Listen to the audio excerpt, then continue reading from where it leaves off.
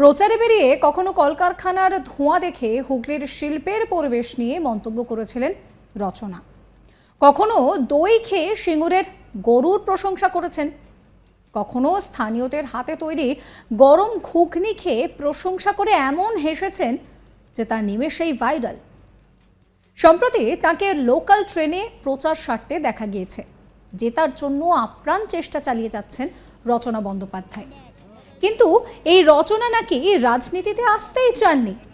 অনেক কষ্টে তাকে রাজি করানো গিয়েছে, তাই তাকে জেতাতেই হবে। আর এই কথা কে বলছেন জানেন? এই কথা বলছেন খোদ মমতা বন্দ্যোপাধ্যায়।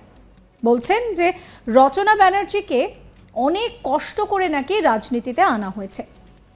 রচনা ব্যানার্জিকে নিয়ে তিনি যথেষ্ট আশাবাদী, তা তার কথাতেই এক প্রকার স্পষ্ট।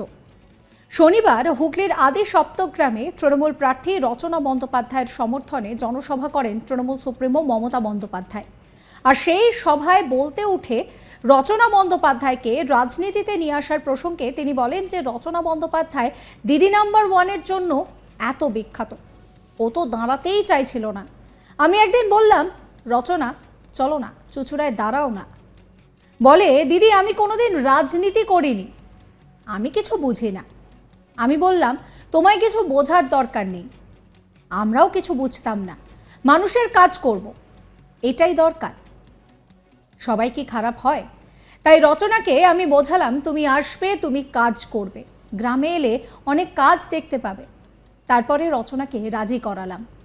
আমি কিন্তু অনেক আশা নিয়ে ওকে দাঁড় করিয়েছি, তাই আমি এসেছি আপনাদের কাছে আবেদন করতে, ভোটটা কিন্তু রচনাকেই দেবেন।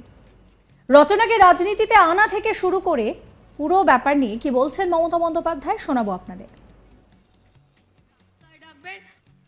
চুচুড়া সিট রচনা দিদি নাম্বার ওয়ান করে এত পপুলার, ও তো দাঁড়াতেই চাইছিল না।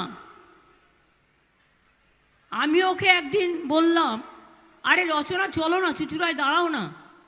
বললো, দিদি আমি কোনোদিনও রাজনীতি করিনি, আমি কিছু বুঝি না। আমরা তোমার কিচ্ছু বোঝবার দরকার নেই, আমরা কেউই বুঝতাম না, মানুষের কাজ করব বলেই আশা। সবই কি খারাপ হয়? একজন দুজন দুষ্টু হতে পারে, কিন্তু মিষ্টিও তো অনেক আছে। একজন দুষ্টুর জন্য সবার কেন খারাপ হবে?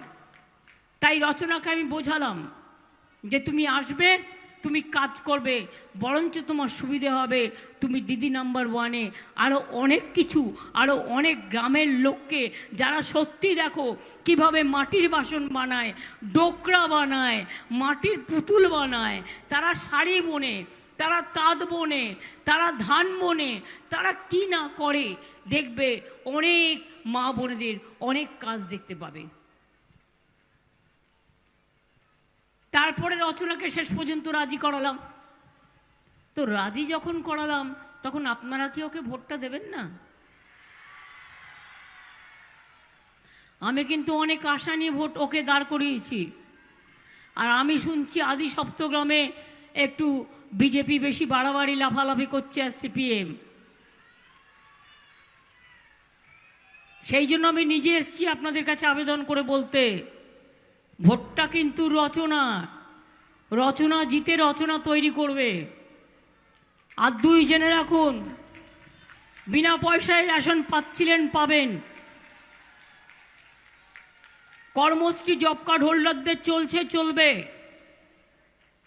স্বাস্থ্যসাথী কার্ড পাচ্ছিলেন, পাবেন। স্মার্ট কার্ড পাচ্ছিলেন, পাবেন। সামাজিক সুরক্ষা পাচ্ছিলেন, পাবেন। শ্রমিকরা মাসে 10,000 টাকা করে যতক্ষণ খোলা না হচ্ছে পাচ্ছিলেন, পাবেন। আর লক্ষ্মীর ভাণ্ডার আগে ছিল 60 বছর পর্যন্ত, এখন আমরা করে দিয়েছি সারা জীবন। সম্প্রতি ট্রেনে প্রচার সারতে দেখা যায় রচনাকে। ব্যান্ডেল স্টেশন থেকে হাওড়াগামী লোকাল ট্রেনে উঠে পড়েন তিনি। তার সঙ্গে ছিলেন চুচুড়ার বিধায়ক অসিত মজুমদার ও তৃণমূল কর্মী সমর্থকেরা, তারাও সকলের সঙ্গে ছিলেন। একদম টিকিট কেটে ট্রেনে ওঠেন তৃণমূল প্রার্থী। নিজের যাত্রাপথে তিনি সাধারণ রেল যাত্রীদের সঙ্গে শুভেচ্ছা বিনিময় করলেন এবং তার পক্ষে ভোট দেওয়ার আবেদনও জানালেন তিনি। বাংলা চলচ্চিত্র জগতের একজন বিখ্যাত অভিনেত্রীকে পাশে পেয়ে একেবারে আপ্লুত হয়ে ওঠেন সাধারণ যাত্রীরাও।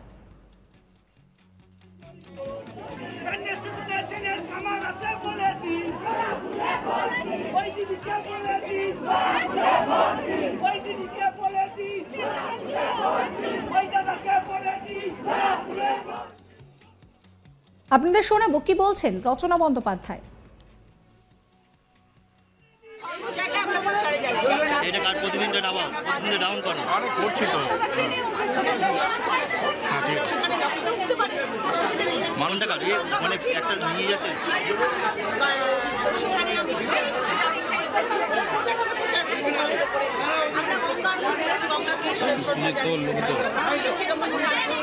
প্যান্ডেল থেকে চুচুড়ো স্টেশন থেকে তো ট্রেনে জাননি কতটা মানে কি অনুভব হলো? অনেক ভালো লাগলো। ব্যান্ডেলসরা যেখানে বসে, যারা হাওড়া মালদার তাদের সাথেও কথা বললাম, জিনিসপত্র নিয়ে তারা অনেকদিন কষ্ট করে যান।